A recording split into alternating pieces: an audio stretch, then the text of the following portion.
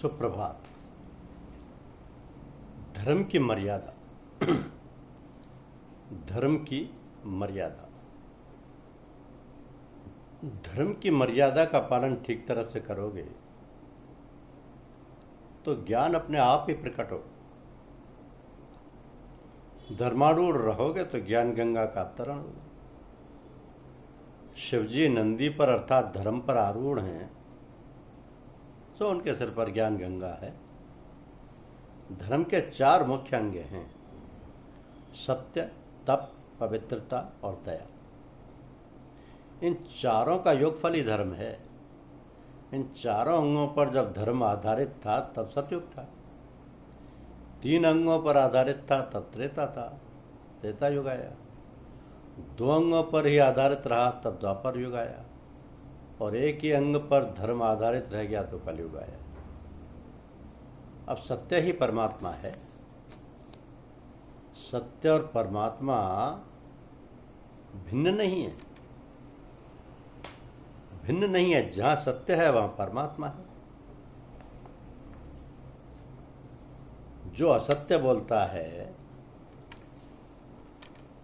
उसके पुण्यों का क्षय होता है। सत्य के सहारे नर नारायण के पास जा सकता है।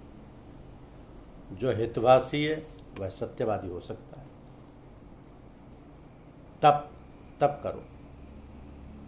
हर प्रकार के सुखों का उपभोग ना करो। थोड़ी सी तपश्चर्या रोज करो। जो हर एक प्रकार के लौकिक सुखों का उपभोग करता है उस पर परमात्मा कृपा दृष्टि नहीं करते।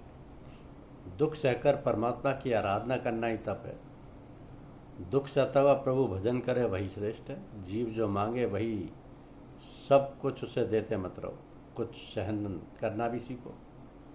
इंद्रियों का स्वामी आत्मा है। इंद्रियां जो कुछ मांगे वह उसे देने से तो आत्मा उसका गुलाम बन जाएगा। विधि पूर्वक अनशन करने से पाप भस्मीभूत होते हैं। भगवान के लिए कष्ट सहना, दुख सहना ही तप है। वाणी और बर्तन या व्यवहार में संयम और तप ही होने चाहिए। पर पवित्रता, कलयुग में पवित्रता रही है कहाँ? बाहर से सब पवित्र लगते और अंदर में सब मलिन हो गए। वस्त्रों का दाग तो मिट सकता है, किंतु कलेजे पर पड़ा दाग कभी नहीं मिटता। जीवात्मा वैसे तो सब कुछ छोड़ कर जाता है, किंतु मन को तो वह अपने साथ ही लेकर जाता है। पूर्व जन्म का शरीर नहीं रहता, किंतु मन तो रहता ही है। लोग वस्त्र, अन्न, आचार आदि का देखभाल बहुत करते हैं, किंतु मृत्यु के बाद भी जो साथ जाने वाला है उस मन की कोई देखभाल नहीं करता। मृत्यु के बाद जो साथ जाने वाला है उसी की चिंता करो, उसी की देखभाल करो। जिस तरह कपड़ों को स्वच्छ रखते हो उसी तरह मन को भी स्वच्छ रखो। तो जिस तरह संसार व्यवहार निभाती हुई माता अपने बच्चे की देखभाल करती है, उसी तरह व्यावहारिक कर्म करते हुए भी ईश्वर के साथ संबंध बनाए रखो। हमेशा सोचते संभालते रहो कि अपना मन कभी ना बिगड़े। दया धर्म का चौथा अंग है। दया। श्रुति कहती है जो केवल अपने लिए अन्न पकाता है वो अन्न नहीं पाप खाता है। धर्म के इन 4 चरणों में सत्य सर्वश्रेष्ठ सर्वोपरि है। धन्यवाद।